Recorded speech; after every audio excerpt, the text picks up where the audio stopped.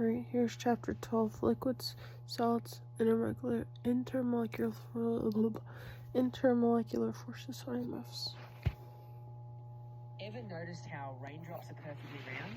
Or why water beads up on a car after a wash? It's all thanks to these invisible things called intermolecular forces. They're basically the glue that holds molecules together even though you can't see them. Their effects are everywhere. I was just thinking about that. Those forces aren't only in water either. Take your morning coffee, the way bitter compounds interact with your taste buds is all about intermolecular attraction. They're responsible for so many everyday things, even in our bodies. Exactly, and without them we wouldn't even have liquids or solids. Everything would just be floating around as gas. The difference between solids, liquids, and gases pretty much comes down to how strong these forces are compared to the temperature's energy. That's such a wild thought. So, the next time you spill something and see it pool up, you're actually seeing chemistry in action. Speaking of which, have you ever wondered why some liquids flow so easily, while others are thick and slow? That's a great question. Two big players here are surface tension and viscosity. Surface tension is like a little invisible skin that forms on the surface of a liquid. It's what lets insects walk on water or keeps those fishing lures floating, even though they're heavier than water. Oh, and viscosity. That's the one that makes honey crawl out of the jar, right? It's the resistance to flow. So, maple syrup is way more viscous than water because the molecules in syrup cling to each other more tightly. Spot on.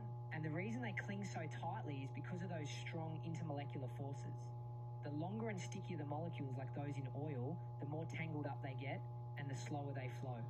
It's funny, but you can see the same science in both kitchen disasters and fancy lab experiments. That reminds me, evaporation is another place where intermolecular forces play a starring role. Ever left a glass of water out and watched it slowly disappear? Totally. When water evaporates, only the fastest, most energetic molecules can break away from the surface, and that takes energy. That's why evaporation is called endothermic. It absorbs heat. That's actually how sweating cools us down when sweat evaporates. It takes heat away from our skin, but if the air is really humid, sweat just sits there because evaporation slows down. That sticky feeling in summer, it's science working against you. And boiling takes that up a notch. As you heat water, the molecules get so energetic that even those buried deep inside the liquid can break free, forming bubbles. The temperature doesn't climb past the boiling point till all the liquid is gone. Extra heat just makes it boil faster. That's such a weird detail, right? Like, no matter how much you crank up the heat, boiling water just stays at 100 degrees Celsius until it's completely converted to steam. But what about going the other way, when water cools and turns back into a solid? When you freeze water, you're seeing exothermic action. The process actually releases heat. That's why your freezer has to work hard to keep things cold while ice forms. And melting is the opposite. It takes in heat, which is why melting ice chills your drink. And water gets even weirder. Unlike most substances, water expands when it freezes. That's why ice floats and why frozen pipes burst. It's all because of the way hydrogen bonds arrange themselves in the solid phase. That expanded ice layer actually insulates ponds and lakes in winter, keeping the water below from freezing solid and letting fish survive. If ice were denser than water and sank, aquatic ecosystems would look totally different. Nature really did us a favor there. But I keep hearing about different types of intermolecular forces. Can we break down the main ones and how they show up in real-life substances? Absolutely. Basically, there are four main types. First, you have dispersion forces. These are the weakest, but they're everywhere, even in noble gases like helium. They're what make non-polar molecules stick together, at least a little. Then there's the dipole-dipole force, which shows up in polar molecules, where one side is partly positive and the other is partly negative.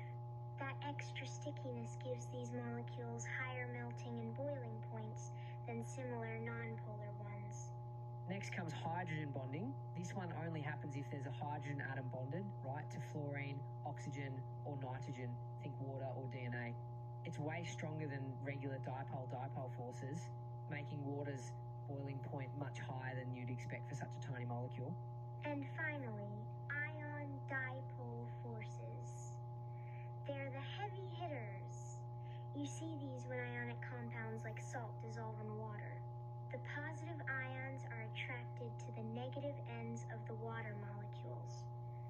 vice versa.